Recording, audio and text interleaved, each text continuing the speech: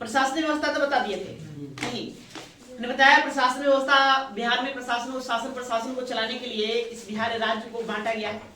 नहीं जी, किसमें बांटा गया? राज्य को प्रमंडल में बांटा, प्रमंडल को जिलों में बांटा, जिलों को उप जिलों में बांटा, उप जिलों को फिर हमने प्रखंड में बांट दिया, प्रखंडों को हमने बांटा ग्राम पंचायतों में, ग्राम पंचायतों को राजस्व गांव में बांटा। यही ना एक, अर्थात कह सकते हैं, ये भी तो कह सकते हैं कि सॉरी राजस्व गांव, राजस्व गांव है ना, कुछ है ना, कई राजस्व गांव को मिलाकर के हमने क्या बना दिया? ग्राम पंचायत बना दिया, ग्राम पंचायतों का गठन किया है ना। कई ग्राम पंचायत मिलकर क्या बनेगा? प्रखंड बनेगा, प्रखंड ब्लॉक जिसको कहिए वो, कई ब्लॉक मिलकर के क्या बन जाएगा? उप जिला बन जाएगा, उप जिला, या इसी को हम क्या कहेंगे? सब डिवीजन कहेंगे या अनुमंडल कहेंगे, ठीक है। उसके बाद फिर ये कई उप जिले मिलकर के क्या बनेंगे? जिला बनेगा, है ना। और फिर कई जिले मिलकर के क्या बनेंगे? प्रमंडल, प्रमंडल बनेगा। और अंततः फिर क्या क्या किसका निर्माण होगा? राज्य का। और राज्यों के ही मिलने से सम से देश का, राष्ट्र का निर्माण होता है। हमने राजस्व गांवों की संख्या देखा कितना? 45,103 नहीं, राजस्व गांव किसको कहेंगे? उसकी आबादी कितनी होनी चाहिए? जनसंख्या, उसकी जनसंख्या होनी चाहिए कितनी होनी चाहिए?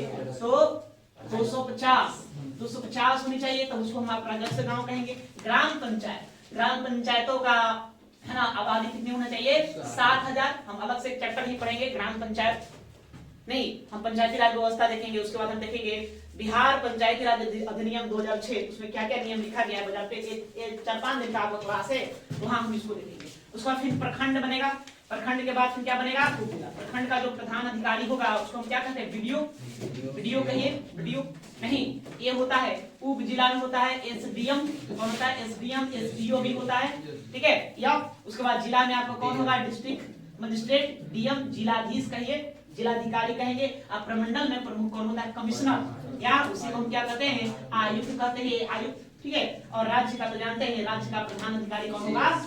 2 होंगे, एक गवर्नर महोदय होंगे, उसके बाद कौन होंगे? सीएम। हालांकि वास्तविक कौन होता है? सीएम होता है, मुख्यमंत्री होता है।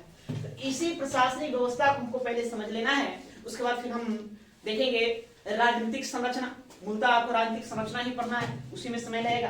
तो आइए पहले हम इसमें आपको पूरा नहीं पढ़ेंगे अभी फिलहाल हम एक प्रमंडल पढ़ेंगे, फिर उसके बाद में हम किसको पढ़ेंगे? ग्राम पंचायतों को पढ़ेंगे। इसमें सब 2 को अध्ययन करना है, यहीं से ये 2 से प्रश्न आपको बनेगा।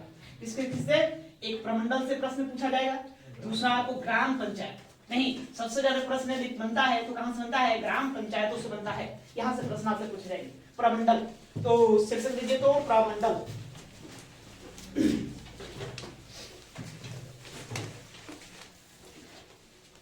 प्रमंडल,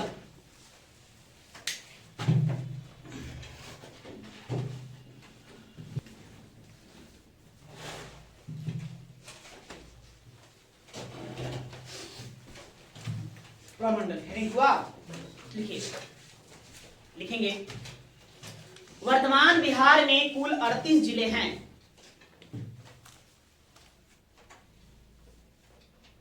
वर्तमान बिहार में कुल 38 जिले हैं।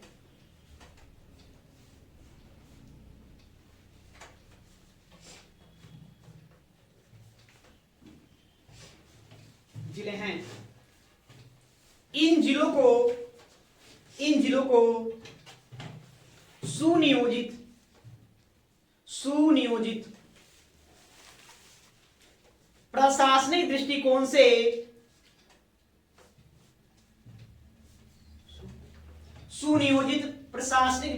से मतलब सही तरीके से प्रशासन चलाने के लिए सुनियोजित प्रशासनिक दृष्टिकोण से प्रमंडलों में विभाजित किया गया है। प्रमंडलों में विभाजित किया गया है।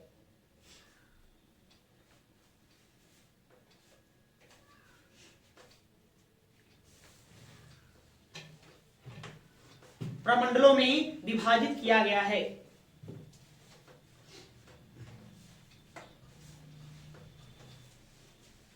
प्रमंडल का प्रधान अधिकारी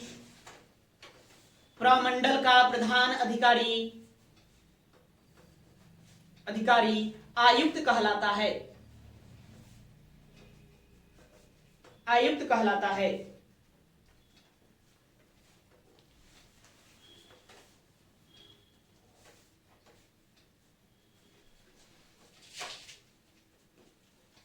आयुक्त कहलाता है। ठीक है, अब लिखेंगे प्रमंडलों की कुल संख्या 9 है, डैश देंगे। प्रमंडलों की कुल संख्या 9 है।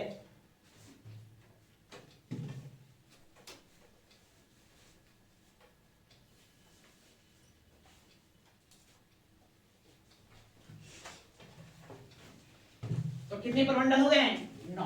9 को आपको नाम पहले लिख लेना है, लिखते हैं, आप भी लिखते चलेंगे। पटना प्रमंडल,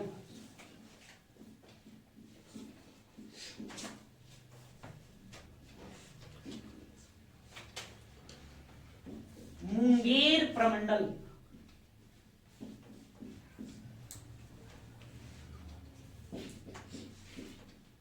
तिरहुत प्रमंडल,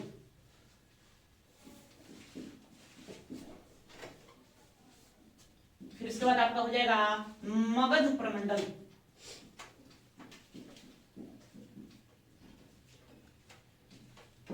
पूर्णिया प्रमंडल,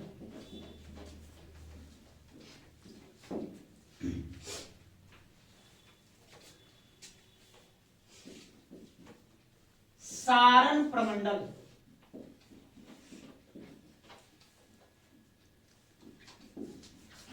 दरभंगा प्रमंडल,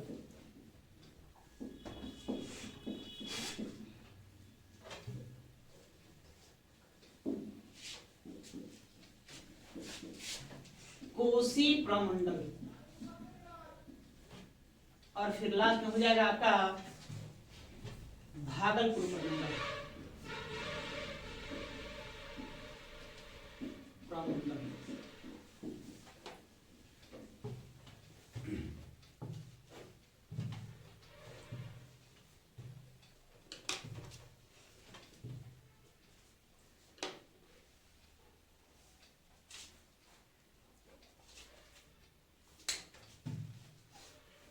देखिए, अब यहां से आपको क्या याद करना है? सबसे पहले तो आपको यहाँ से डायरेक्ट प्रश्न पूछ देगा कि बताइए पटना प्रमंडल में कितने जिले शामिल हैं, पूर्णिया प्रमंडल में कितने जिले शामिल हैं। तो पहले तो आपको जिलों को संख्या याद करना है कि किस प्रमंडल में कितने जिले आते हैं। ठीक है, एक दूसरी बात आपको जिला उठा के डायरेक्ट पूछ देगा बताइए ये किस प्रमंडल का अधीन आता है। तो दो बातें यहाँ से ध्यान में आपको रखना है। तो सबसे पहले हम जिलों की संख्या देख लेंगे, तो याद रखिए पटना प्रमंडल में 6 जिले हैं, मुंगेर प्रमंडल में भी 6 जिले हैं, तिरहुत प्रमंडल में भी 6 जिले हैं, मगध में है 5 जिले, पूर्णिया प्रमंडल में 4 जिले, सारण प्रमंडल में 3 जिले, दरभंगा प्रमंडल में 3 जिले और कोसी प्रमंडल में 3 जिले, और सबसे लास्ट में है भागलपुर प्रमंडल, इसमें 2 जिले। देखो बड़ा ही आसानी से याद करने वाली चीज। देखिए इसको याद कैसे करेंगे, है ना। टोटल आप जोड़ेंगे तो कुल कितने हो जाएंगे? 38 जिले हो जाएंगे। कितने हो जाएंगे? 38 जिले हो जाएंगे टोटल 38 जिले। इन सबको आपको संख्या ध्यान में रखना है। देखो याद करने का बड़ा आसान तरीका है, आप 3 के ठीक है, देख रहे हैं 3 जिला कितना है? 6 और फिर आप आइए नीचे से देखिए 3 जिला कितना है? 3 है। उसके बाद फिर मगध में 5 है, पूर्णिया आपका कितना है? 4 है, भागलपुर प्रमंडल कितना है? 2 है। आपको इसको याद करना था, आप इसको याद करिए पटना मूर्ति। आप अपना ध्यान में रखेंगे पटना मूर्ति, पटना मूर्ति मतलब मूर्ति। ती से क्या हो गया? तिरहुत, तिरहुत प्रमंडल। अब मुंह से हो गया आपका मुंगेर प्रमंडल, मुंगेर प्रमंडल। अब पटना से आपका हो गया पटना प्रमंडल। ये तीनों में जिलों की संख्या कितनी है? 6 है। ध्यान में रखना है 6 है। पटना मूर्ति से ध्यान में रखेंगे। उसको फिर देखिए ये तीनों है, ये तीनों है, उसको ध्यान में रखेंगे। सादर कोसी, सादर कोसी, सादर कोसी से ध्यान में रखिए। इससे आपको पकड़ना होगा, ठीक है। सादर कोसी, कोसी से आपका क्या हो गया? कोसी, कोसी से क्या हो गया? कोसी प्रमंडल। और दर से हो गया आपका दरभंगा प्रमंडल, दरभंगा, दरभंगा नहीं। सा से आपका हो गया क्या? सारण प्रमंडल, सारण प्रमंडल। इनमें जिलों की संख्या कितनी है? 3 है। नहीं तो देख लो जी, 3 और 3 6 प्रमंडल तो ध्यान में आ गया। एक में 6 है, ऊपर ठीक अधिकार कितना? 3 है इसमें। बाकी आपको ध्यान रखना है मगध, पूर्णिया। तो मगध में 5, पूर्णिया में 4 और सबसे लास्ट में आपका भागलपुर मात्र 2 जिले। ठीक है, ऐसे करके आपको ध्यान रखना, रट्टा नहीं मारना। थोड़ा सा इस पर काम करिए, काम करेंगे, थोड़ा सा ध्यान देंगे, आराम से आपको आसानी से याद हो जाएगा। ठीक है, याद कर लोगे जी? याद करो। चलो उतारोगे इसको, चलता लिखो भाई।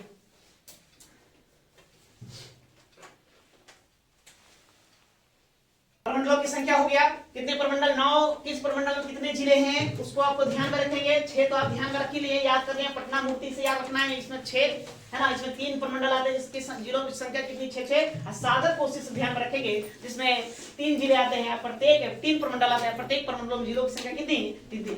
अब आपको ध्यान में रखना है कि पटना प्रमंडल में तो कौन कौन जिला आता है। अब 6 जिला तो सब बता दिए, 6 जिला है तो लिखो। ठीक है, पटना प्रमंडल में शामिल जिले, पटना प्रमंडल में शामिल जिले, हम सबको बारी बारी से पढ़ेंगे।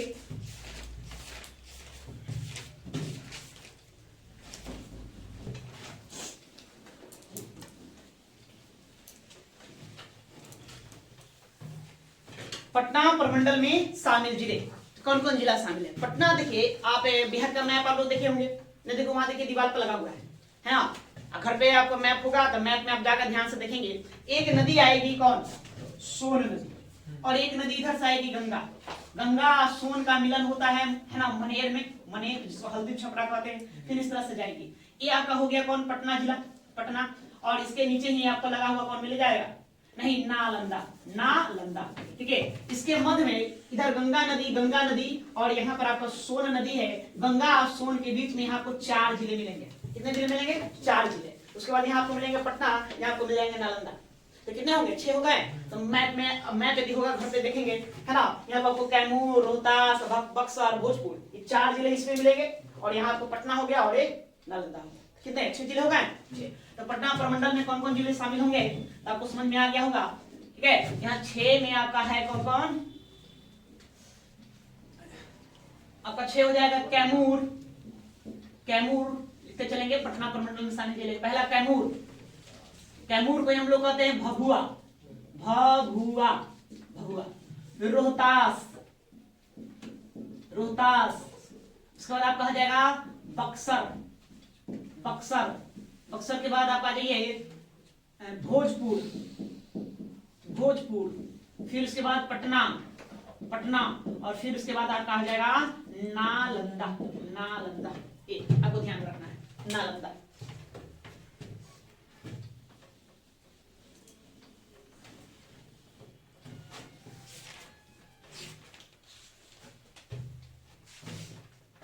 उसी प्रकार से फिर मगध, मगध प्रमंडल, प्रमंडल, प्रमंडल। इसमें भी जिलों की संख्या कितनी है, 6। तो मगध प्रमंडल में आपका शामिल हो जाएगा, नहीं तो मगध प्रमंडल आपका शुरू होता है नवादा से। नवादा नहीं है, मैप पे देखेंगे नवादा है, गया है, औरंगाबाद है, जहानाबाद है, फिर उसके बाद अरवल है। नवादा, गया, जहानाबाद, अरवल, अरवल, नवादा, गया, जहानाबाद, अरवल। एक और होगा, हाँ औरंगाबाद। एक कौन, औरंगाबाद, औरंगाबाद, औरंगाबाद। ये आपका आ जाएगा मगध प्रमंडल में। उसी प्रकार से फिर हम चलेंगे तिरहुत प्रमंडल, तिरहुत। आइए पहले मुंगेर देख लेते हैं, उसके बाद चलेंगे मुंगेर, मुंगेर प्रमंडल, प्रमंडल। मुंगेर प्रमंडल में कितने जिले, 6 जिले होंगे शामिल इसमें भी। इसमें कौन कौन जिला है मुंगेर में, मुंगेर में आपको देखना है जमुई, जमुई, मुंगेर, मुंगेर। ठीक है, जमुई, मुंगेर। उसके बाद शिवहर,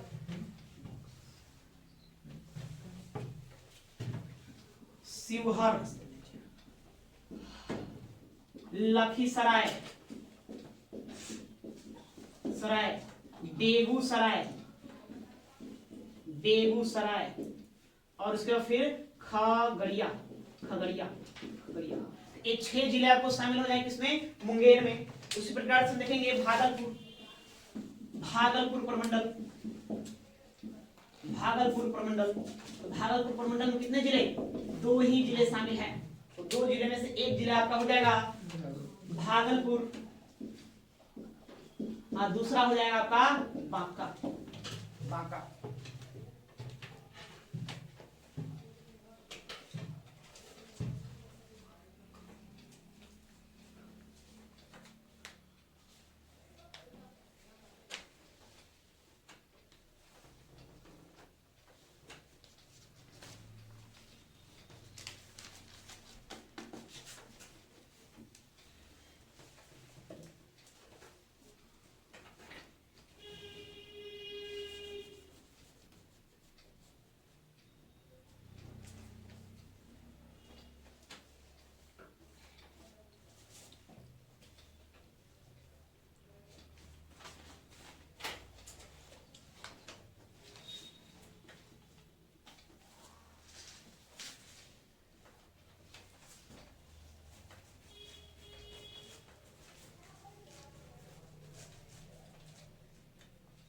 हो गया।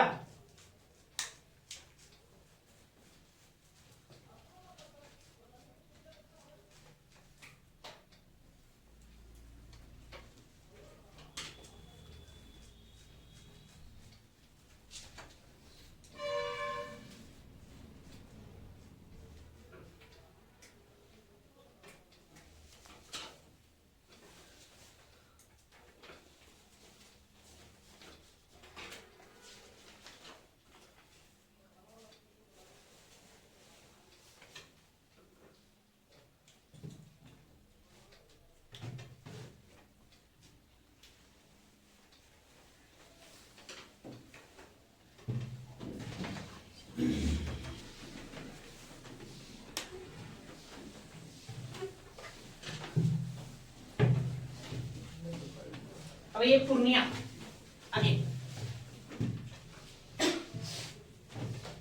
देखिए पूर्णिया प्रमंडल। पूर्णिया प्रमंडल में कितने जिले? 4।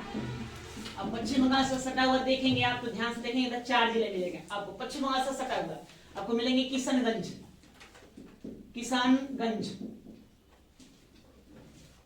कटिहार, पूर्णिया,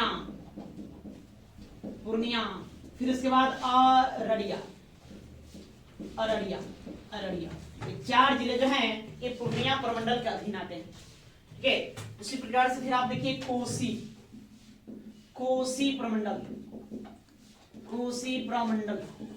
इसमें कितने जिले? इसमें आपको हो जाएंगे 3 जिले। कोसी प्रमंडल में आपको कौन कौन आ जाएगा? इसमें आपको शामिल है सहरसा के बाद कोसी नदी आप लोग बताए थे अभी। नदी ज्योग्राफी में नदी देखा जी नहीं? देखो मैप है ना, सुपौल, सहरसा और एक और जिला होगा, 2 जिला होगा, मधेपुरा। सहरसा, सुपौल और मधेपुरा ये आपको शामिल हो जाएगा किसमें? कोसी प्रमंडल में। इसी प्रकार से फिर आप आ जाइए कोसी के बाद आइए दरभंगा प्रमंडल। इसमें कितने जिले? इसमें भी 3 जिले हैं दरभंगा प्रमंडल में।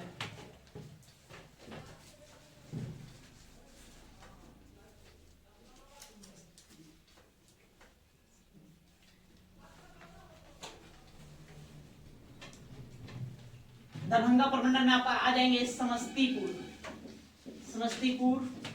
दरभंगा खुद एक जिला भी है, दरभंगा और मधुबनी। इसमें कौन शामिल हो जाएंगे? मधुबनी। ये 3 जिले इसमें शामिल हो जाएंगे। नहीं, इसके बाद फिर आप आ जाइए कहां? सारण प्रमंडल। तो सारण प्रमंडल में आप यहाँ भी आप 3 जिले ही हैं। कितने हैं? 3 जिले हैं। सारण प्रमंडल में 3 जिले हैं। तो 3 जिलों में कौन कौन? तो सारण प्रमंडल आप देखेंगे इसमें यूपी से लगा हुआ है यह है। इसमें आएंगे गोपालगंज के बाद फिर आप आइए सारण खुद एक जिला है सारण। उसके बाद फिर सिवान, नहीं सारण सिवान, पहले गोपालगंज आएगा तब सिवान आएगा फिर सारण आ जाएगा। ये तीनों सारण प्रमंडल में शामिल है। उसके बाद एक और आपका रह जाएगा कौन? तिरहुत प्रमंडल। तिरहुत प्रमंडल में कितने जिले? 6 जिले इसमें भी शामिल है। 6 जिले। तो तिरहुत प्रमंडल जो 6 जिले शामिल है ये सब गंडक नदी के तट पर बसे हुए हैं। गंडक नदी के किनारे आप देखेंगे ठीक से आपको मिल जाएंगे ना। इसमें जाएगा आपको पश्चिमी चंपारण, इसी में शामिल है पूर्वी चंपारण,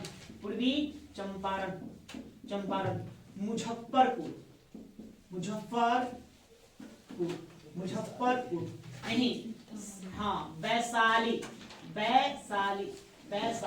उसके बाद फिर इसी में आपको शामिल है शेखपुरा, और इसी में आपको शामिल आपको मिल जाएगा सीतामढ़ी। ये 6 जिले आपको मिलेंगे किसमें? तिरहुत प्रमंडल में।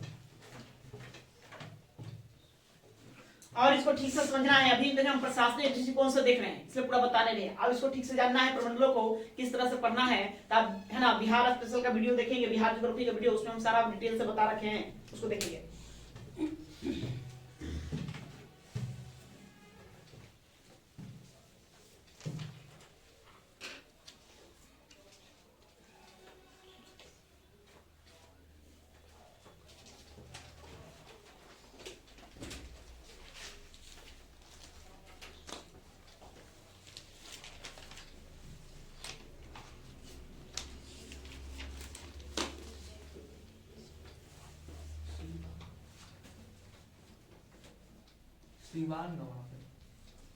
सिवान होगा,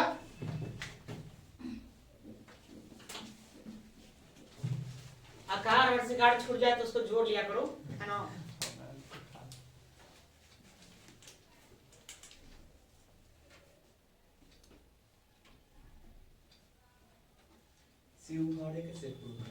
नहीं, शिवहर अलग जिला है, शेखपुरा अलग जिला है।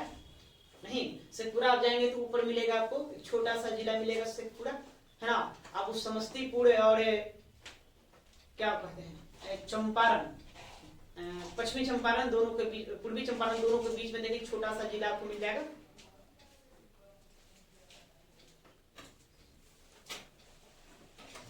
उल्टा का जोड़ कीजिए थोड़ा सा, आप वहां देखिए तो एक मिनट मैप में देखो, सीतामढ़ी के नीचे देखिए तो बीच में कौन सा जिला है, शेखपुरा है का वहां, शिवा है, वो उल्टा जोड़।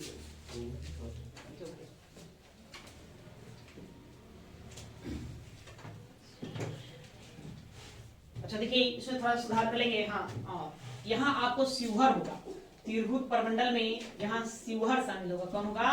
शिवहर। शिवहर मुंगेर प्रमंडल में हमने लिखा है, वहां पर क्या लिखा दिया है? शिवहर लिखा दिया है। तो मुंगेर प्रमंडल में शिवहर को क्या कर देंगे? शेखपुरा कर देंगे। शेखपुरा, शेखपुरा यहाँ उल्टा जोड़ दिया है, थोड़ा सा सुधार लेंगे। मुंगेर प्रमंडल में शिवहर को शेखपुरा बना देंगे, और ये आपका तिरहुत प्रमंडल है, यहाँ पर क्या हो जाएगा? शिवहर हो जाएगा। इसको ऐसे याद रखेंगे, जहां सीता माता वहीं स्थित, मतलब कि है ना, दोनों ईश्वर का नाम है, दोनों एक साथ रहेंगे। बात समझ गए? दोनों एक साथ रहेंगे, इसको इस तरह से ध्यान रखना।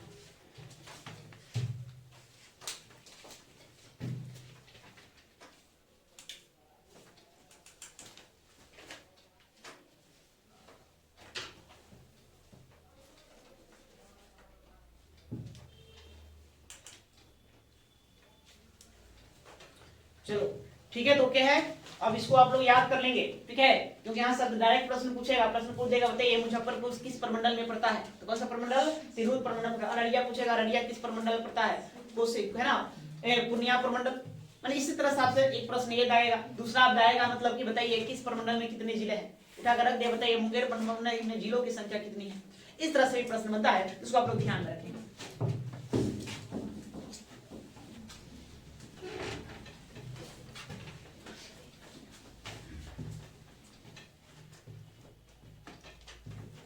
चलो अब आइए हम आगे चलते हैं, कहानी थोड़ा देखते हैं। बिहार में सरकार निर्माण का इतिहास, सरकार निर्माण का इतिहास, थोड़ा सा हम इस पर चर्चा करेंगे, फिर अपने हम मूल बिंदु पर आएंगे।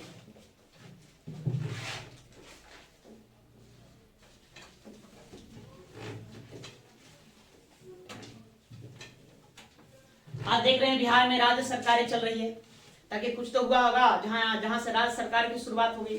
नहीं, बिंदु को हमको जानना है, मतलब कहां से बिहार में सरकारों का गठन होना शुरू है, सरकारें बनना प्रारंभ हो गया। ठीक है, तो देखिए उन्होंने बताया था कि 1935 में भारत सरकार अधिनियम लाया गया था। भारत सरकार अधिनियम, सरकार अधिनियम लाया गया था, अधिनियम ये 1935 लाया गया था। इसी 1935 में भारत सरकार अधिनियम के तहत वर्ष 1936 में बिहार में द्विसदनीय विधान मंडल का गठन किया गया। विधान मंडल का गठन किया गया। मंडल का क्या हो गया? गठन कर दिया। द्विसदनीय विधान मंडल कहने का मतलब क्या जी? यहाँ दो हो गए।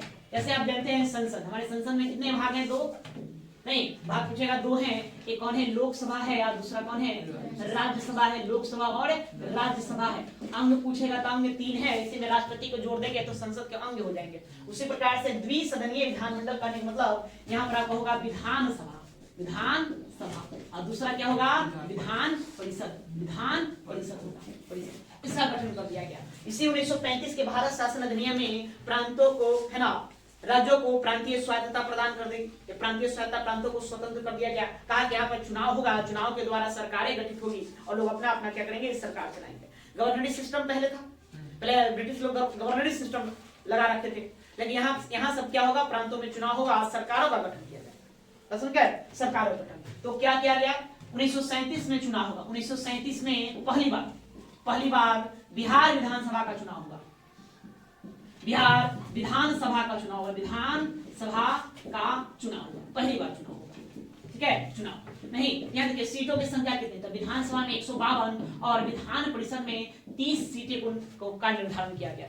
विधान परिषद वर्तमान में हम देखेंगे तो 243 है और 75 है, लेकिन उस समय कितना 152 और फिर 30 सीटों का निर्धारण कर दिया गया था। तो ये पहली बार 1937 में बिहार विधानसभा का क्या हो गया, चुनाव हो गया। यहाँ पर 152 सीटों पर चुनाव हुआ, विधानसभा में 152 सीटों पर चुनाव हुआ। तो सबसे बड़ी जो पार्टी थी वो कांग्रेस पार्टी निकली और इसने 98 सीटों को जीत लिया, 98 सीटों को जीता। और दूसरी सबसे बड़ी पार्टी थी मुस्लिम लीग, जिसने महज 20 सीटें ही जीता। बाकी अन्य और भी पार्टियां, जैसे यूसी में इंडिपेंडेंस पार्टी था मोहम्मद यूनिस का, और भी कुछ लोग निर्दलीय उतरे थे मैदान में।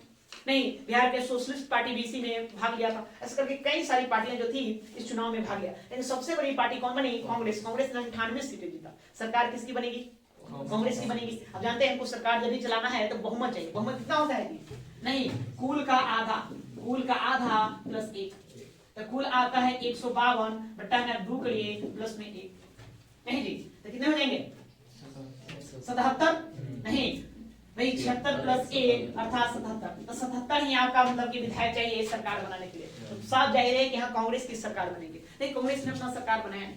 उस समय डॉक्टर श्री कृष्ण सिंह को कांग्रेस का नेता चुना गया, मतलब उनको सीएम पद के लिए चुन लिया गया। सीएम तो मतलब बिहार के मुख्यमंत्री कौन बनेंगे, डॉक्टर श्री कृष्ण सिंह बनेंगे। हालांकि उसमें वो मुख्यमंत्री का पद हुआ ही नहीं था, समझे। तो सब जगह प्रधानमंत्री का पद चलता था। कैसा पद चलता था, प्रधानमंत्री का पद चलता था, ठीक है। स्वतंत्रता प्राप्ति के बाद जब हमने संविधान लागू किया तो 1950 से हमने प्रधानमंत्री के पद क्या बना दिया, मुख्यमंत्री का पद बना दिया। और देश का जो सर्वश्रेष्ठ जो भी है ना लीडर होंगे वो प्रधानमंत्री कहलाएंगे। अब तो यही सिस्टम है। लेकिन उस समय मतलब कि देश में टॉप लेवल पर कौन था, गवर्नर जनरल बैठता था, वायसराय नहीं, अंग्रेजों की ओर से उसका प्रतिनिधि हुआ करता था। जो भारत में ब्रिटिश सत्ता का संचालन करता था वो वायसराय हुआ, जो टॉप लेवल पर बैठता था। प्रांतों में तो कौन सा पद दिया गया, प्रधानमंत्री का पद दिया गया। लेकिन हम मुख्यमंत्री मानकर चलेंगे, ठीक है, मुख्यमंत्री। तो डॉक्टर श्री कृष्ण सिंह को बिहार में मुख्यमंत्री के पद के लिए क्या हुआ, चुना गया कि आप बनेंगे। लेकिन ये मुख्यमंत्री बने नहीं, फिलहाल इनका विवाद हो गया। उसमें जो हैरेट जो गवर्नर था, बिहार का गवर्नर कौन था, हैरेट था। तो हैरेट जैसे कि मतलब कि हर प्रांतों का जो गवर्नर हुआ करता था वो अपने मनमाने तरीके से वीटो लगा दिया करता था, मनमाने तरीके से। हाँ, जब भी वो कोई बात पसंद नहीं है तो वीटो पावर का इस्तेमाल करके, है ना, कोई किसी भी विधि को, नियम को भंग कर दिया जाए। तो सबसे पहले डॉक्टर श्री कृष्ण सिंह ने आश्वासन मांगा हैरेट महोदय बिहार के गवर्नर से कि आप हस्तक्षेप नहीं करेंगे, हमको स्वतंत्रता दियो दो भाई, जनता द्वारा चुना गया हम प्रतिनिधि हैं, मुख्यमंत्री के पद पर हम बैठेंगे नहीं तो हम कोई काम करेंगे तो आप अरंगा डाल देंगे, ऐसा नहीं होना चाहिए। आप हमें स्वतंत्रता दीजिए, आश्वासन दीजिए कि हाँ ठीक रहेगा, हम मनमाने तरीके से वीटो पावर का इस्तेमाल नहीं करेंगे, ये आश्वासन मांगा। लेकिन हैरेट महोदय ने नकारात्मक जवाब दिया, मतलब इसका कोई प्रतिक्रिया व्यक्त नहीं की, दूसरा से नहीं बताया। अतः इन्होंने ये सरकार बनाने से मना कर दिया कि हम सरकार का गठन नहीं करेंगे। तब हैरेट ने क्या किया, उसमें का गवर्नर ने मोहम्मद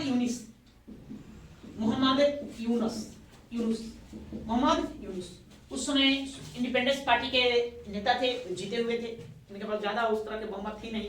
इनको कहा कि आप तुम तब तक सरकार चलाओ, नहीं कार्यवाहक सरकार एक तरह से, एक्टिंग गवर्नमेंट। तो मोहम्मद यूनुस को कार्यवाहक सरकार बनाने की अनुमति दे दी गया, इन्हीं को मुख्यमंत्री बना दिया गया, है ना। अर्थात इस प्रकार से मोहम्मद यूनुस बिहार के पहले मुख्यमंत्री बने।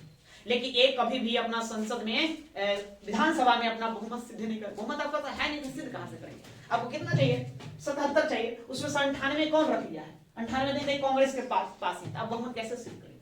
फिर समय बीतता गया। मार्च 1937 में एक घटना थी, मार्च 1937 नहीं, उसके बाद फिर 20 जुलाई 1937 को नहीं, कांग्रेस पार्टी और बिहार के गवर्नर के मध्य में समझौता हुआ, संधि हुआ।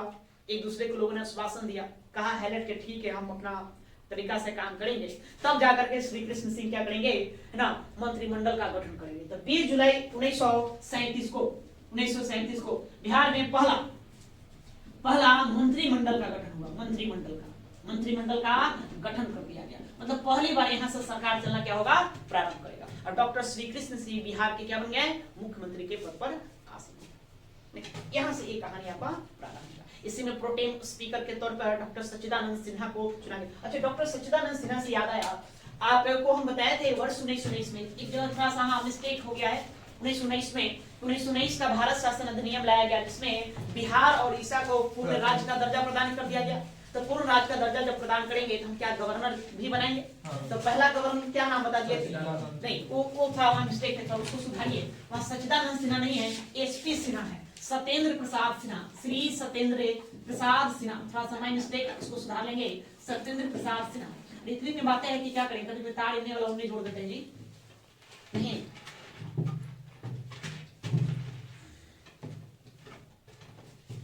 थोड़ा सा आप हम पहले यहाँ सुधार करेंगे तो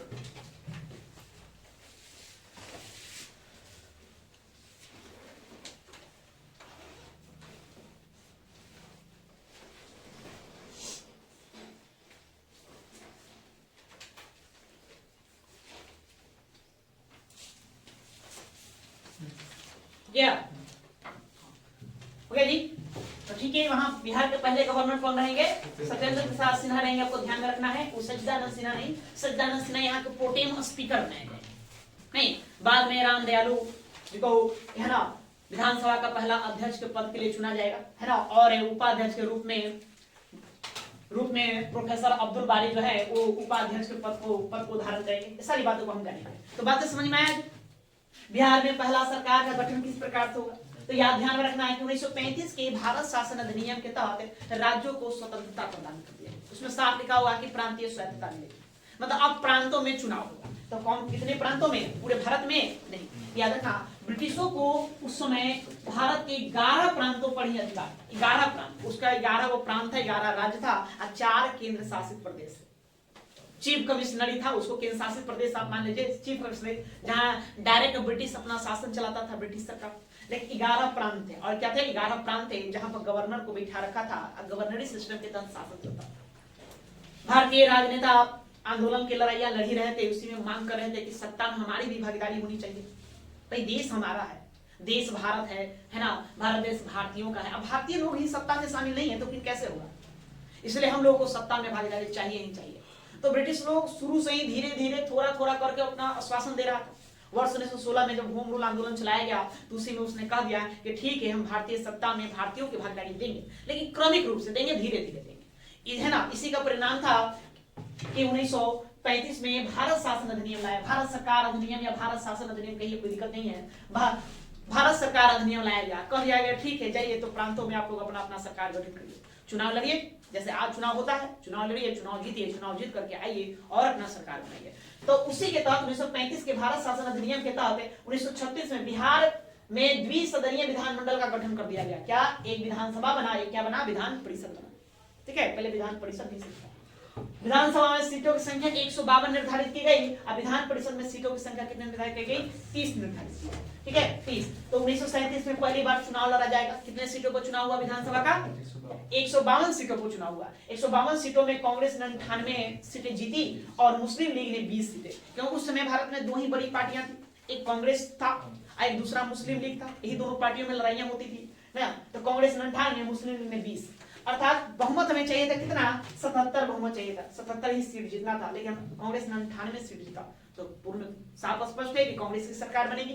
तो कांग्रेस का जो हाई कमीशन था, कांग्रेस पार्टी का जो भी हाई कमीशन था, जो शीर्ष लेवल बैठे हुए जो नेता थे टॉप लेवल के, उन लोगों ने निर्णय लिया कि बिहार के मुख्यमंत्री के तौर पे कौन बनेंगे? डॉक्टर श्री कृष्ण सिंह बैठेंगे। नहीं, तो डॉक्टर श्री कृष्ण सिंह को बिहार के मुख्यमंत्री के लिए इनको चुन लिया गया। लेकिन इनका हाईलाइट से क्या हो गया? विवाद हो गया। उसमें जो बिहार का गवर्नर था उससे विवाद हो गया। वो आश्वासन चाहते थे कि आप हस्तक्षेप नहीं करेंगे, मनमाने तरीके से वीटो का इस्तेमाल नहीं करेंगे, पहले हमको आश्वासन दीजिए। अब पता चला हम कोई कानून लेकर आए, आप वीटो लगाकर उसको रद्द कर दिए, तो क्या फायदा सरकार चलाने, है ना। तो नकारात्मक जवाब मिलने के कारण इन्होंने सरकार बनाने से मना कर दिया। तब बिहार का गवर्नर हाईलाइट ने क्या किया? तत्कालीन मोहम्मद यूनुस को आदेश दिया उसको कि आप आइए आज सरकार बनाइए। इन्हीं को मुख्यमंत्री नियुक्त कर दिया और इनको सरकार बनाने की बातें कही। तो मार्च 1937 में इस प्रकार से मोहम्मद यूनुस बिहार का पहला मुख्यमंत्री बन जाएगा। लेकिन ये अपना बहुमत साबित नहीं कर पाए। जब भी आप सरकार चलाएंगे तो सरकार चलाने के बाद आपको बहुमत साबित करना। बहुमत मतलब ये कि आपके पास इतने सांसद विधायक हैं, इतने विधायक हैं संसद में, तो संसद का जो भी जादुई आंकड़ा है उसको देखना होगा, है ना। राज्यों में विधानसभा के कुल सीटों का आधा से एक ज्यादा आपको उतना जितना आपके पास होना चाहिए, तो बहुमत सीधी नहीं कर पाए, न ही अपने मंत्रिमंडल का कभी शपथ ग्रहण करवा पाए। इस प्रकार से फिर समझौता हुआ। अब 20 जुलाई 1937 को पहला मंत्रिमंडल का गठन कर दिया गया श्री कृष्ण सिंह के नेतृत्व में। वही श्री कृष्ण सिंह बिहार के फिर अगले मुख्यमंत्री के तौर पर देखे जाएंगे, तो एक कार्यवाहक के तौर पर। ऐसे वास्तव में देखा जाए तो बिहार का पहला मुख्यमंत्री कौन बनेगा? डॉक्टर श्री कृष्ण सिंह। लेकिन ऐसा देखा जाए तो पहली बार शपथ कौन ले लेंगे? मोहम्मद यूनुस, ये ले लेंगे। यही वाली बात लोग कहते हैं बिहार के पहले मुख्यमंत्री डॉक्टर श्री कृष्ण सिंह बताएगा, वो पूर्ण थे। उसके बाद ये भी सरकार ज्यादा दिन चलेगा नहीं, है ना। और क्या होगा आगे देखेंगे, पहले आप लोग इसको लिखिए। लिखे तो हेडिंग देंगे बिहार में सरकार निर्माण का इतिहास। बिहार में सरकार निर्माण का इतिहास।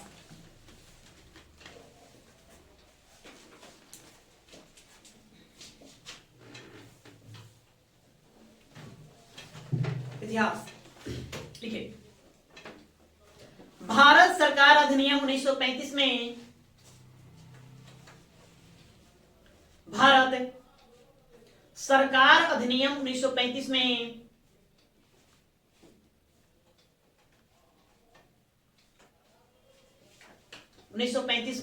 निहित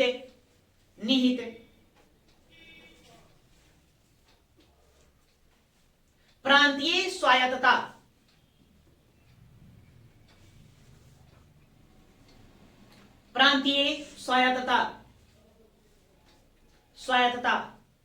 के प्रावधानों के तहत प्रांतीय स्वायत्तता के प्रावधानों के तहत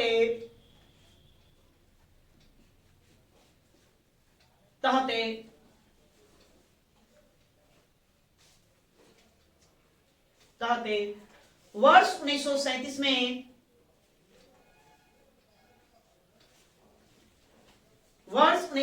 में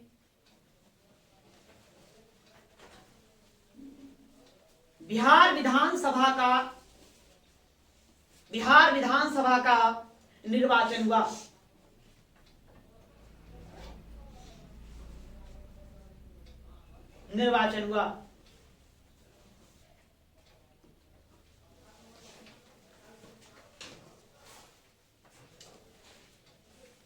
इसके पूर्व बिहार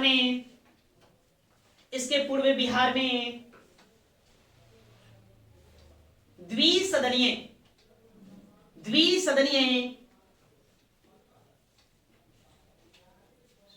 विधानमंडल की व्यवस्था की गई।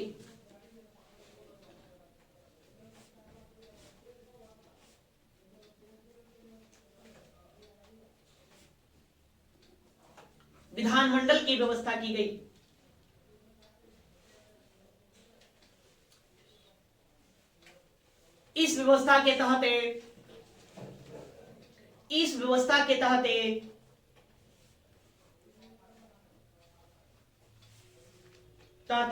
विधानसभा में कुल सीटों की संख्या 152। विधानसभा में कुल सीटों की संख्या 152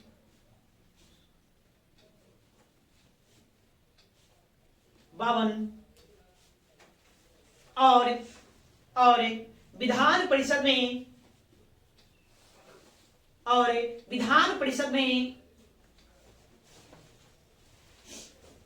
कुल सीटों की संख्या 30 निर्धारित की गई। 30 निर्धारित की गई।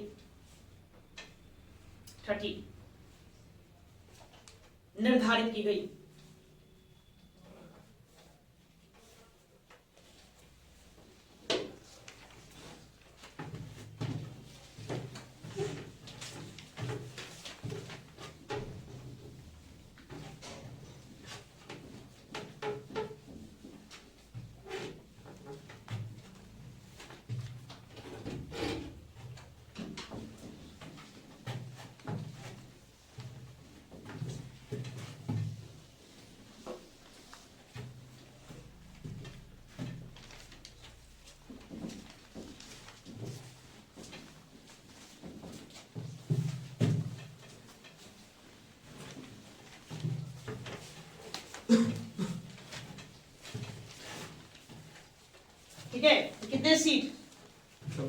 152। देखिए सीटों का बंटवारा हुआ था। 152 है तो वहां से बहुत सारे प्रश्न पूछा जाएंगे। तो आज भी देखते हैं सीटों का बंटवारा होता है। जनरल के लिए सीट इतनी, एससी के लिए सीट इतनी, एसटी के लिए सीट इतनी, महिलाओं के लिए भी कुछ आरक्षण की बातें चल रही है। ठीक है, महिला नारी वंदन है ना, नारी वंदना शक्ति विधेयक लाया गया है जिसमें महिलाओं को 35% आरक्षण दिया जाएगा। उसके तहत अब लोकसभा के चुनाव में 182 महिलाएं भाग लेंगी, उतने सीट उनको निर्धारित करना, संसद में बिठाना।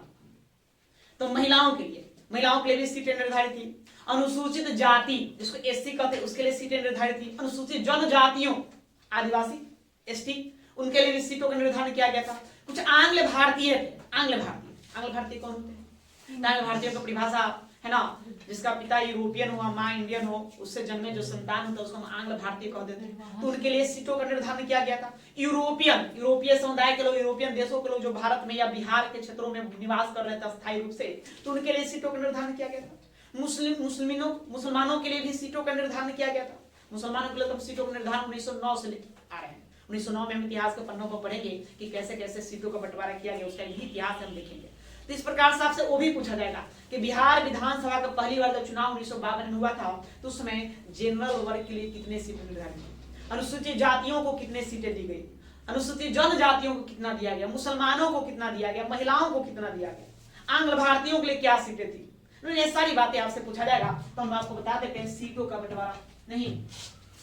तो बिहार विधानसभा में, बिहार विधानसभा में सीटों का बंटवारा, सीटों का बंटवारा कितने सीट हो गए टोटल? 152। नहीं, अब इसको देखो, इसको बांटा गया कैसे कैसे। इसमें इन सीटों में दिया गया सामान्य वर्ग के लिए था, जनरल सामान्य वर्ग। तो सामान्य वर्ग को 70 सीटें दी गई कि 70 सीटों पर सामान्य वर्ग के लोग क्या करेंगे? भाग लेंगे, खड़ा उतरेंगे। अनुसूचित जातियों के लिए 15 सीटें निर्धारित। अनुसूचित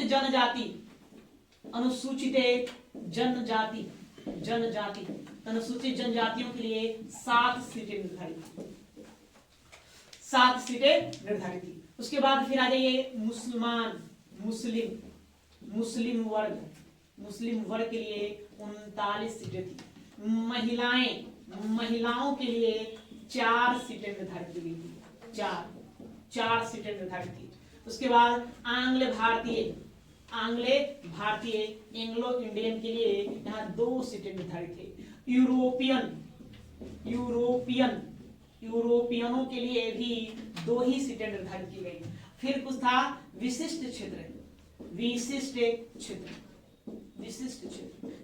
का कहने का मतलब है, मैंने कुछ डॉक्टर है, कोई इंजीनियर है, कोई व्यापारी है, कोई प्रोफेसर है, कोई शिक्षक है, मतलब इन पेशे के लोग, टॉप लेवल के लोग, कुछ शिक्षित वर्ग भी चाहिए ना, उद्यमदार है ना, तो उन लोगों को उसको कहेंगे विशिष्ट, जो विशिष्ट सेवा देते हैं, तो उन लोगों के लिए कुल 13 सीटें निर्धारित है। नहीं, इस प्रकार सबको ऐड करेंगे तो 152 होगा। इस सीटों का क्या था? बंटवारा था। अब इन्हीं सीटों पर चुनाव होगा तो चुनाव में क्या निकलेंगे? परिणाम निकलेंगे। तो परिणाम कितने सीटों पर आएगा? 152 सीटों पर ही आएगा। इस परिणाम में आपको ध्यान में रखना है क्या कि कांग्रेस कितना मत लेके आएगा? कांग्रेस 98 सीट लेकर आया। नहीं, कांग्रेस को 98 सीट मिला। और दूसरी सबसे बड़ी पार्टी जो थी वो मुस्लिम लीग थी। कौन थी? मुस्लिम लीग। मुस्लिम लीग ने 20 सीटें लिया। कितना? 20। और बच गए अन्य आप कर लीजिए, दोनों को जोड़ करके आप घटा देंगे तो क्या हो जाएगा? अन्य हो जाएगा। अन्य सीटें कितनी होनी चाहिए? 34 होनी चाहिए। 34 अन्य करने मतलब और भी छोटी छोटी पार्टियां या कुछ निर्दलीय लोग इसमें भाग लेते हैं। मूलतः आपको ध्यान में इन्हीं दोनों को रखना है। यही दोनों से प्रश्न पूछा जाता है कि 1937 के प्रांतीय चुनाव में मुस्लिम लीग ने कितनी सीटों पर जीत हासिल की? तो 20 सीटों पर जीत हासिल किया और कांग्रेस 98 सीटों पर। बाकी ये रहा सीटों का बंटवारा। ठीक है, बताइए थर्ड में क्या लिखा हुआ है? ऊपर से थर्ड, अनुसूचित जनजाति।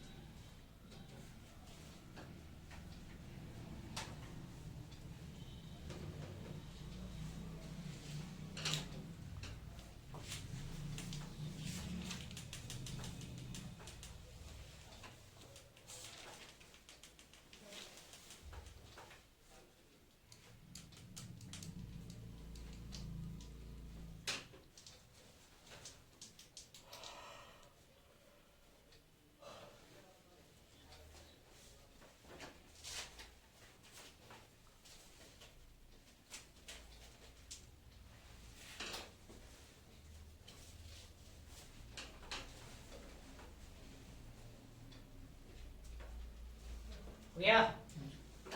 नहीं, आराम आराम से लिखो।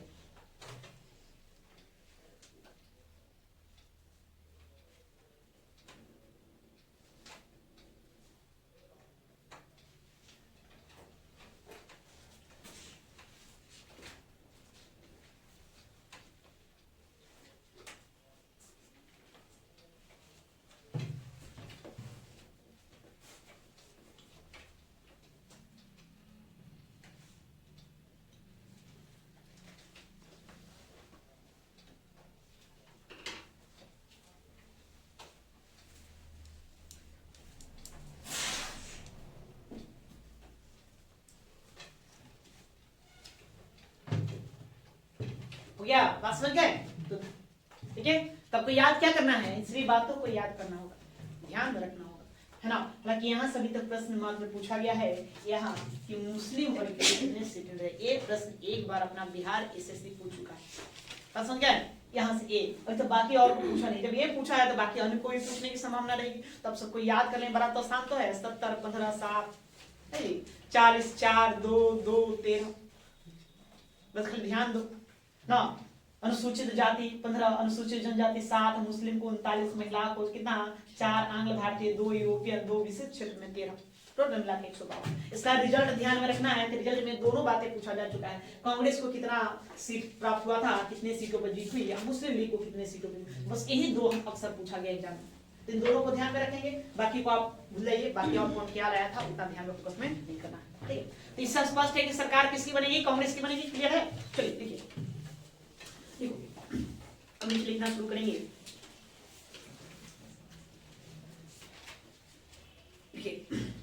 इस चुनाव में भारतीय राष्ट्रीय कांग्रेस पार्टी को बहुमत प्राप्त हुआ। इस चुनाव में भारतीय राष्ट्रीय पार्टी को बहुमत प्राप्त हुआ। भारतीय राष्ट्रीय कांग्रेस पार्टी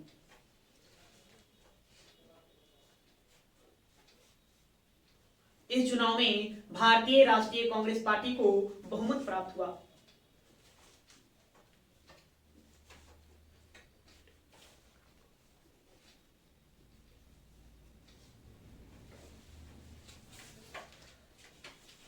डॉक्टर श्री कृष्ण सिंह को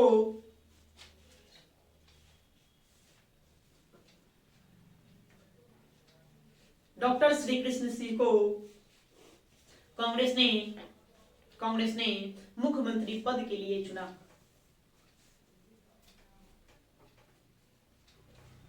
डॉक्टर श्री कृष्ण सिंह को कांग्रेस ने मुख्यमंत्री पद के लिए चुना।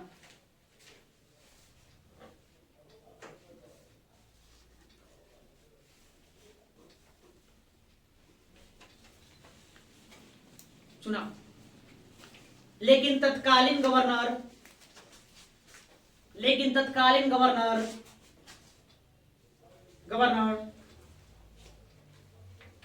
मॉरिस गार्नियर हैलेट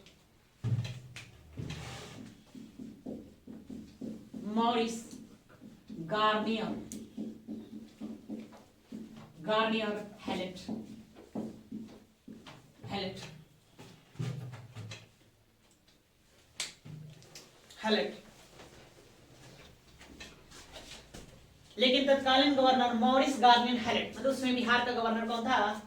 नहीं, एम.जी. हैलेट। इनका पूरा नाम है मॉरिस गार्नियर हैलेट से, या मॉरिस गार्नियर हैलेट के नकारात्मक रवैये के कारण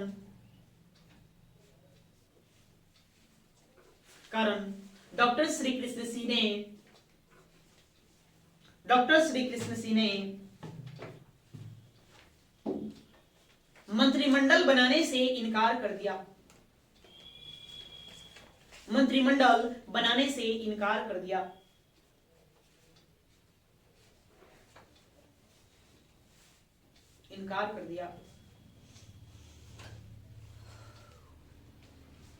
आगे लिखेंगे, आगे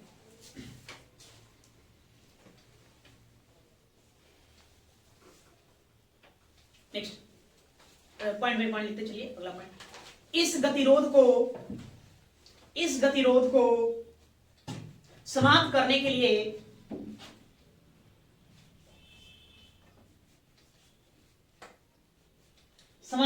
लिए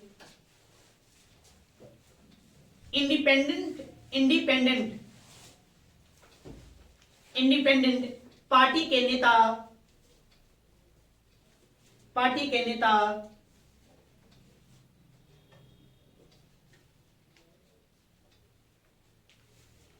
नेता श्री मोहम्मद यूनुस को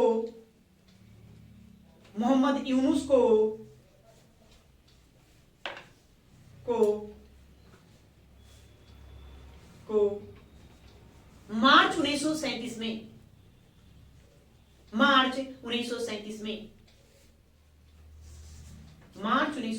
में सरकार बनाने का दायित्व सौंपा गया।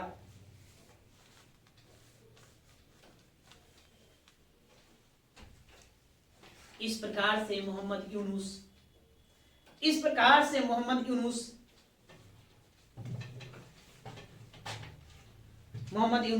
बिहार के पहले मुख्यमंत्री बने।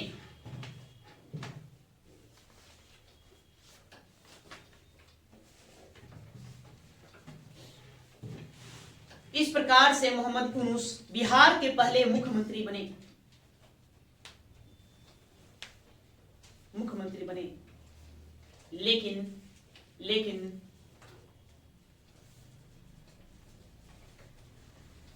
लेकिन उनका मंत्रिमंडल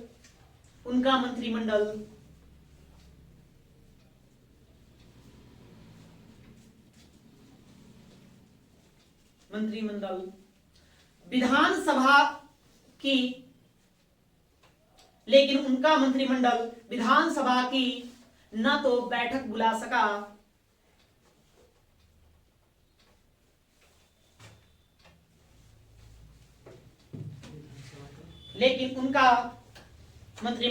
विधानसभा की ना तो बैठक बुला सका और ना ही अपने सदस्यों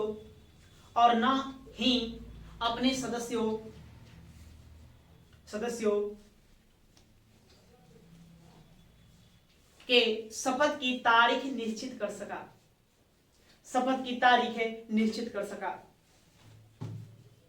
अर्थात मुख्यमंत्री तो बन गए लेकिन बाकी और जो अन्य कार्य था वो कुछ नहीं हुआ।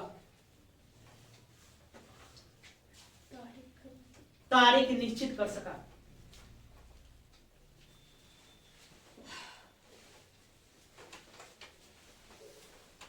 ठीक है, क्लियर है बात? इतना समझ गए? बात समझ आ रहा है ना जी? आ रहा है, ओके। नहीं आएगा तो बताएंगे, है ना? लगी कहानी की तरह है, इसको समझना क्या है ज्यादा। अब लिखिए नेक्स्ट पॉइंट। कांग्रेस और गवर्नर के मध्य, अगला, कांग्रेस और गवर्नर के मध्य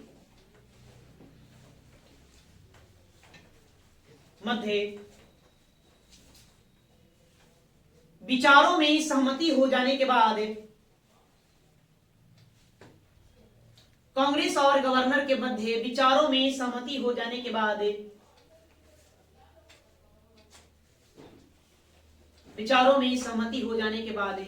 20 जुलाई 1937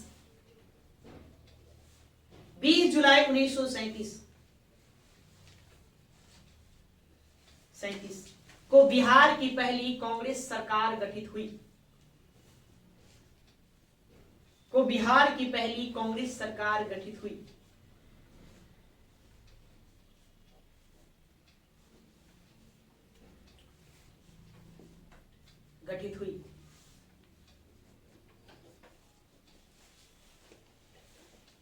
तारीख ध्यान में रखेंगे, कौन सा तारीख?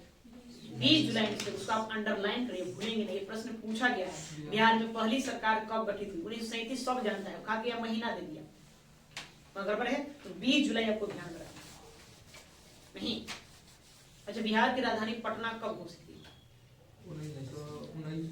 1913 बताया है कि पटना कॉलेज में बैठक बुलाया गया था, विधान परिषद का, वही बताया गया था। तारीख और क्या था ये सब वो पूछ देगा। हालांकि वो ऐसे नहीं पूछा है वो अभी तक। प्रश्न क्या है? 20 जून, 20 जून, इसीलिए हमने पूछा को 20 जून था, ये 20 जुलाई है नहीं, एक महीना में एक महीने का अंतर है, बाकी अपना वो 13 है और ये क्या है 37 है, ध्यान में रखना है।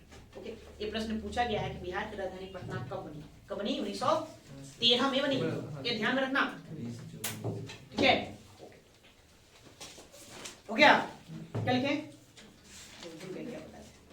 पहले मंत्रिमंडल कांग्रेस की पहली सरकार गठित हो गई, गठित हो गया ना? हाँ, आगे लिखिए, आगे।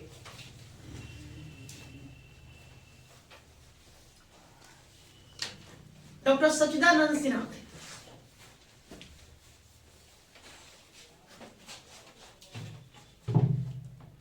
उसको ऐसे लिख लो भाई। मंत्रिमंडल, मंत्रिमंडल आप लोग समझते हैं मंत्रिमंडल क्या होगा? उनमें कई प्रकार के मंत्री होते हैं। मंत्रिमंडल नहीं, मंत्रिमंडल, कैबिनेट मिनिस्टर इसको कहते हैं, है ना? तो कई प्रकार के जैसे देख लें, अभी भारत में क्या है? रक्षा मंत्री, गृह मंत्री, नहीं रेल मंत्री वगैरह वगैरह, बहुत सारे मंत्री।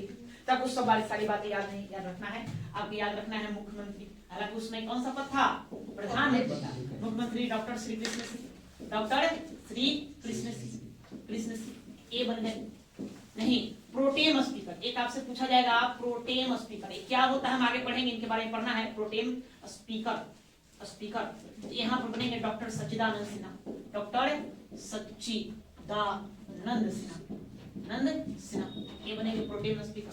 उसके बाद आपको याद ध्यान में रखना है अध्यक्ष, क्या ध्यान रखना? अध्यक्ष, किसका अध्यक्ष? कोई भी विधानसभा होता है उसका एक अध्यक्ष होता है, जो क्या करता है? विधानसभा कार्यवाहियों का संचालन करता है, तो अध्यक्ष। अध्यक्ष श्री राम दयालु सिंह, श्री राम दयालु सिंह, इनको ध्यान में आपको रख लेना है, ठीक है? यही पर आपसे पूछ देगा उपाध्यक्ष, उपाध्यक्ष, तो उपाध्यक्ष के तौर पर आपको ध्यान में रखना है ना प्रोफेसर, प्रोफेसर अब्दुल बारी। इतना आपसे पूछा जाता है, एग्जामों में पूछा गया है, तो इसको तो ध्यान रखना है। बस ऐसे ही आप लोग कॉपी में वहां नीचे उतार दो।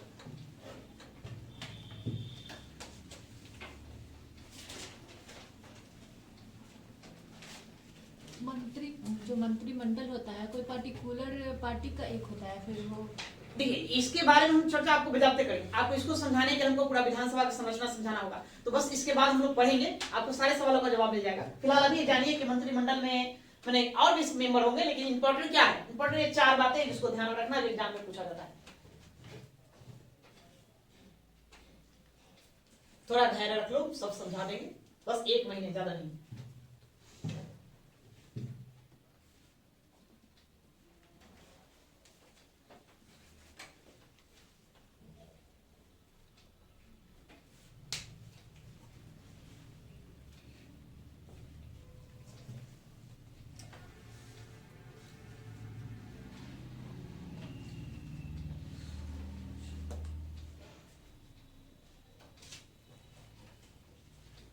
सेम तो सबको जानता है, डॉक्टर श्री कृष्ण जी, है ना? प्रोटेम स्पीकर डॉक्टर सच्चिदानंद सिन्हा, नहीं बिहार के जनक एक तरह से माना जाए, इन्हीं के देन है कि बिहार अलग हुआ।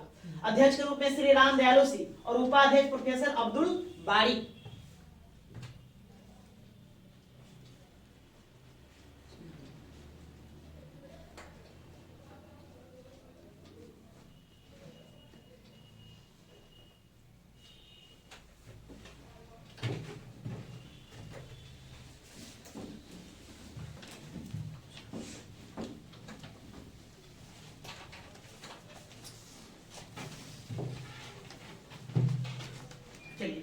तो बिहार में पहला सरकार का गठन कब हुआ?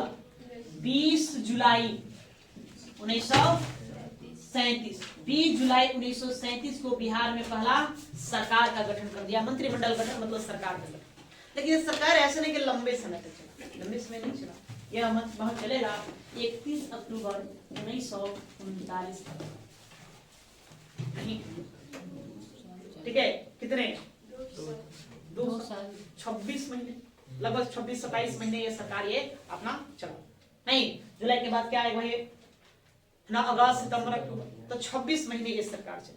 ये भी पूछा गया था, बिहार की पहली मंत्रिमंडल कितने महीनों तक चली? कितने? तो 26 महीने आपको ध्यान रखना। या तो आखिर फिर क्या हुआ कि भाई यहाँ जाकर सरकार समाप्त हो गई? इसके पीछे कहानी है वर्ल्ड वार। नहीं, सेकेंड वर्ल्ड वार। अब बात थोड़ा सा बात को समझेंगे, वर्ल्ड वार नहीं, यदि आप लोग हिस्ट्री पढ़े रहते तो फिर बात को पकड़ लेते क्या था सेकेंड वर्ल्ड वार।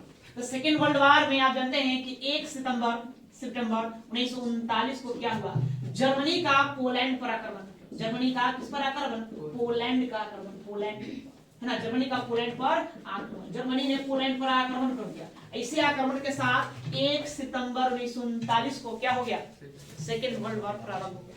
युद्ध प्रारंभ, फर्स्ट वर्ल्ड वार तो वही रहा, दूसरा वर्ल्ड वार भी शुरू हो गया। इस वर्ल्ड वार शुरू होने में ब्रिटेन ने यह घोषणा कर दिया कि भारत भी इस वर्ल्ड वार में शामिल है। इसी को लेकर भारत के जो शीर्ष नेता थे, अर्थात मुख्य रूप से कांग्रेस जो पार्टी थी, यह नाराज हो गया। ब्रिटिशों से उनका मतभेद हो गया। उनका कहना था कि भारत में सरकार हम लोग चला रहे हैं। नहीं, 11 प्रांतों में चुनाव हुआ था। 11 प्रांतों में से 8 प्रांत ऐसे थे जहां कांग्रेस की सरकार चल रही थी और 3 प्रांत में अलग अलग पार्टियों की सरकार थी। नहीं, 8 प्रांतों में, 8 राज्यों में कांग्रेस की सरकारें संचालित थी।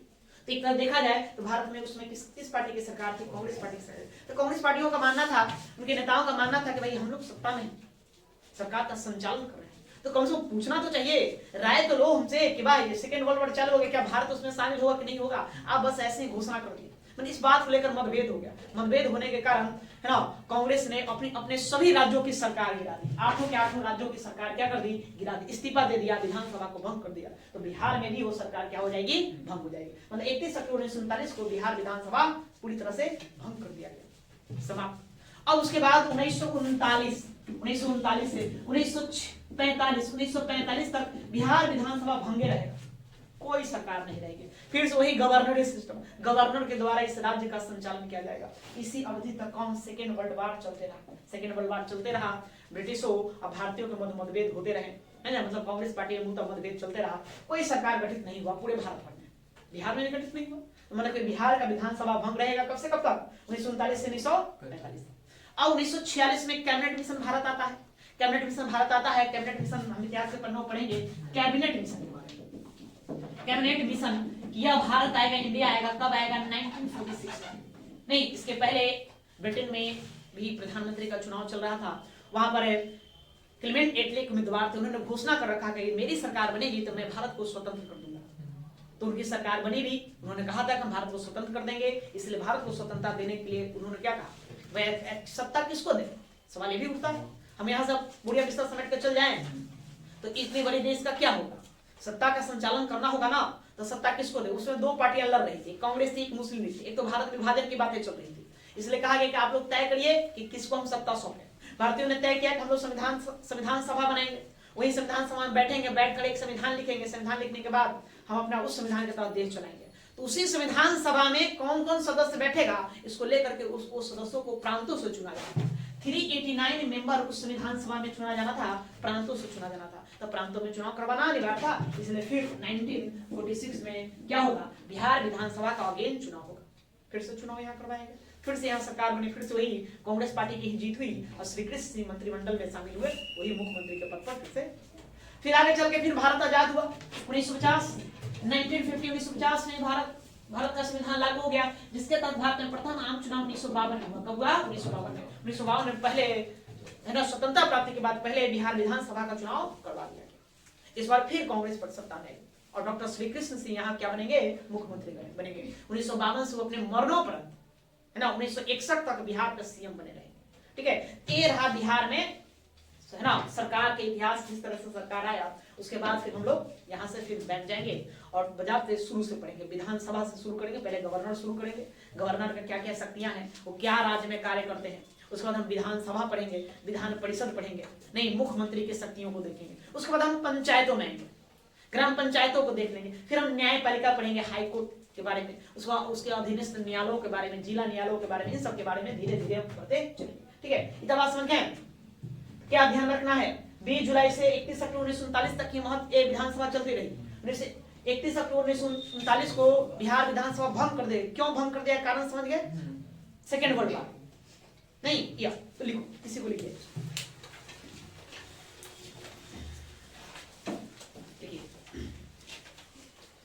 31 अक्टूबर 1939 को 31 अक्टूबर 1939 को भारत को विश्व युद्ध में भारत को विश्व युद्ध में शामिल किए जाने के मुद्दों को लेकर भारत को विश्व युद्ध में शामिल किए जाने के मुद्दों को लेकर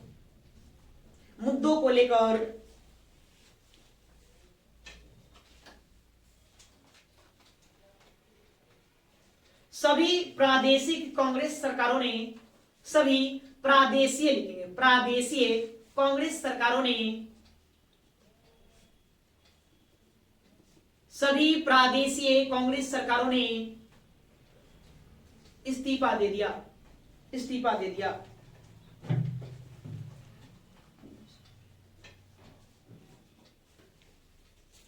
इस्तीफा दे दिया तथा राज्य विधानसभा भंग कर दी गई तथा राज्य विधानसभा भंग कर दी गई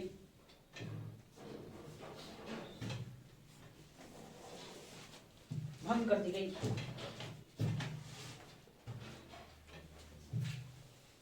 ठीक है आगे नेक्स्ट वर्ष 1939 से 1945 तक के वर्ष 1939 से 1945 तक के 45 तक के बिहार विधानसभा भंग रहा बिहार विधानसभा भंग रहा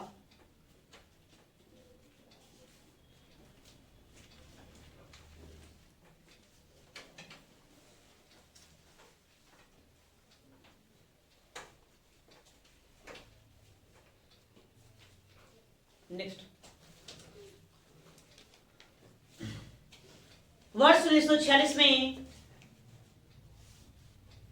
वर्ष 1946 में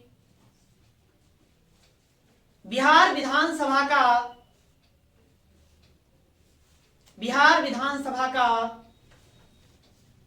दूसरी बार चुनाव हुआ दूसरी बार चुनाव हुआ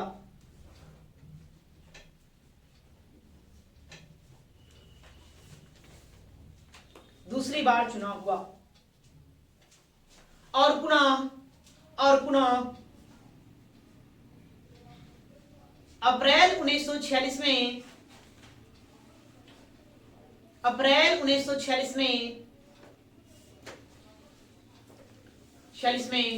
डॉक्टर श्री कृष्ण सिंह ने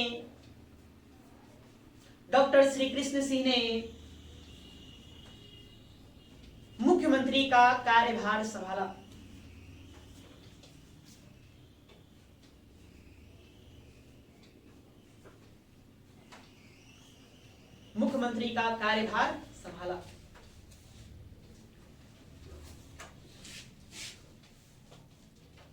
ठीक है फिर कौन सा मुख्यमंत्री बनेंगे डॉक्टर श्री कृष्ण सिंह बनेंगे डॉक्टर श्री कृष्ण सिंह एक तरह से देखा जाए तो 1937 के प्रांतीय चुनाव से लेकर वर्ष 1961 तक बिहार के मुख्यमंत्री ही रहे बहुत ही लंबा अवधि रहा हालांकि बीच में 1939 से 1945 तक विधानसभा भंग रही थी नहीं उस अवधि को निकाल दिया जाए तो 61 तक वो सीएम के पद पर रहेंगे मरणोपरांत मृत्यु के बाद ही फिर दीप नारायण बिहार के दूसरे मुख्यमंत्री बने नहीं तब तक कोई नहीं अब अगला लिखिए अगली बात देखिए स्वतंत्र भारत के संविधान के अंतर्गत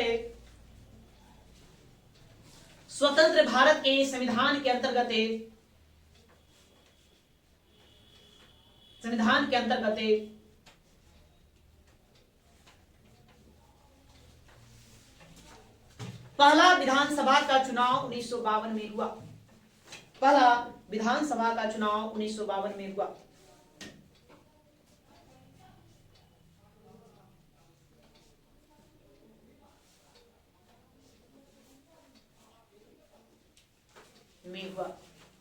जिसमें विधानसभा के सीटों की संख्या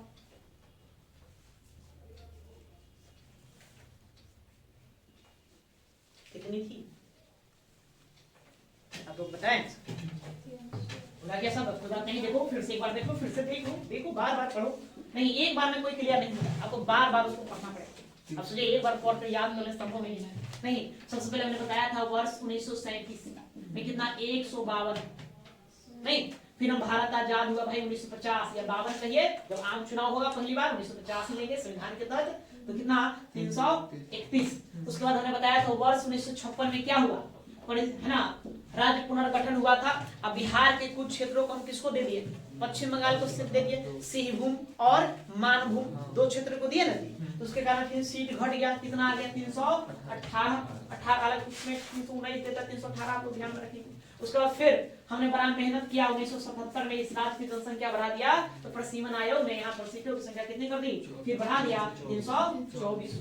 फिर वर्ष 2000 ईस्वी में झारखंड हमसे अलग हुआ, हमारे पास सीटों की संख्या कितनी रहती, 243। एक तो है बिहार विधानसभा का इतिहास सीटों की संख्या, तो यहाँ पर कितने हैं 331 है ना। तो लिखिए 331 पोस्ट में लिखेंगे 330 प्लस 1, तो 330 प्लस 1 क्यों लिखेंगे, तो 330 पर चुनाव होगा, एक मनोनीत मतलब डायरेक्ट मतलब सीधे चुन करके वहां पे डायरेक्ट समझे, एक की नियुक्ति होगी, मनोनीत होगी, 330 पर चुनाव होगा, लोग वोट मांगेंगे भाई हमको जिता दो, लेकिन एक को वोट मांगने की जरूरत नहीं है, उसको गवर्नर महोदय डायरेक्ट उठाकर वहां रख देंगे, है ना। ऐसा होता है आज भी चलता है, जैसे कि लोकसभा में राष्ट्रपति महोदय 2 आंग्ल भारतीयों को मनोनीत करते हैं। हालांकि इसको अब तो समाप्त कर दिया गया है, वर्ष 2024 के चुनाव से इस चुनाव अगले साल जो चुनाव होने वाला है उसमें यहाँ पर लागू नहीं होगा, नहीं, लेकिन मनोनीत और निर्वाचन 2 काम होता है, ठीक है। तो लिखो जी, क्या लिखा, लिखा हुआ कॉपी,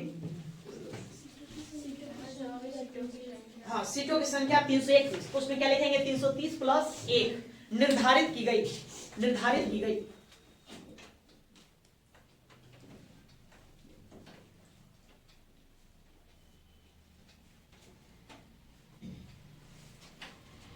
इस चुनाव में भी कांग्रेस को बहुमत प्राप्त हुआ। इस चुनाव में भी कांग्रेस को बहुमत प्राप्त हुआ।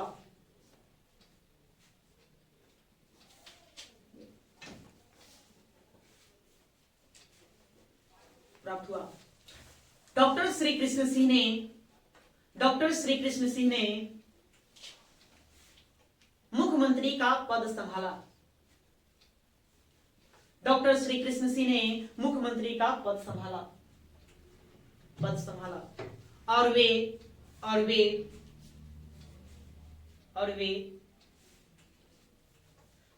अपने मरणोपरांत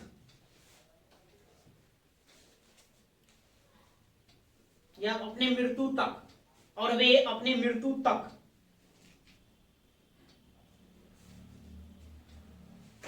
मृत्यु की तारीख उनको पोस्ट में लिख दीजिए 31 जनवरी 1961, और अपने मृत्यु तक राज्य के मुख्यमंत्री बने रहे।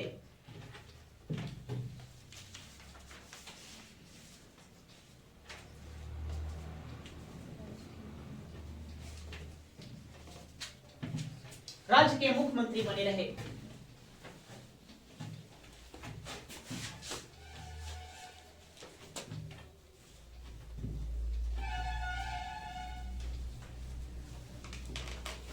ठीक है, तो देखिए 1952, थोड़ा सा और जान लेंगे 1952 का बिहार विधानसभा चुनाव, बिहार विधान सभा चुनाव कितने सीटों को लगाया गया 331, हाँ जी 330 कहेंगे ना। एक तो भाई क्या होगा, मनोनीत होगा, तो चुनाव होगा कितने पर 330 पर, तो 330 पर चुनाव होगा। तो यहाँ से आपसे ये पूछा जाएगा कि कांग्रेस पार्टी ने कितना मत लेकर आया, मतलब कितने सीटों को जीता। एक सोशलिस्ट पार्टी का पूछा जाता है वो क्या वो जीता, और एक पूछा जाता है झारखंड पार्टी वो कितना सीट जीता। कई सारी पार्टियां चुनाव में उतरा था, कुछ लोग निर्दलीय भाग लिए, नहीं तो सबको आपको ध्यान में नहीं रखना है, आपको याद रखना है कांग्रेस तो कांग्रेस को 239 सीट मिला था कांग्रेस को, ठीक है, कितना 239 नहीं। एक था झारखंड पार्टी, यही झारखंड पार्टी आगे चल करके झारखंड मुक्ति मोर्चा पार्टी का रूप धारण करेगा, नहीं इसने 32 सीटें जीती, दूसरी सबसे बड़ी पार्टी थी, 32 सीटें। मैंने 324 में 200, 330 में 239 कांग्रेस जीता और झारखंड पार्टी कितना जीता 32। एक थी सोशलिस्ट पार्टी, सोशलिस्ट पार्टी, तो सोशलिस्ट पार्टी जो थे ये कितना 23 सीटें पर जीत हासिल करेगा, 23 सीट। यही तीन आपको याद रखना है जो अक्सर एग्जाम में पूछा जाता है। तो पहली बार जब बिहार विधानसभा का चुनाव हुआ था आजादी के बाद अर्थात 1952 में, तो कितने सीटों पर हुआ था 330 पर हुआ था। कांग्रेस का कितना लेके आया 239 लेके आया, झारखंड कितना 32 लेकर आया, सोशलिस्ट पार्टी कितना 23 नहीं ये 23। हाँ, सीएम आप जानते हैं कि मुख्यमंत्री कौन बनेगा, डॉक्टर श्री कृष्ण सिंह ये सीएम के पद पर धारण करेंगे श्री कृष्ण सिंह। और डिप्टी सीएम है ना, डिप्टी सीएम या उनको कहिए मुख्यमंत्री, उनको डीवाई सीएम कहा जाता है। मुख्यमंत्री उप मुख्यमंत्री यहाँ पर बनेंगे डॉक्टर अनुग्रह नारायण सिन्हा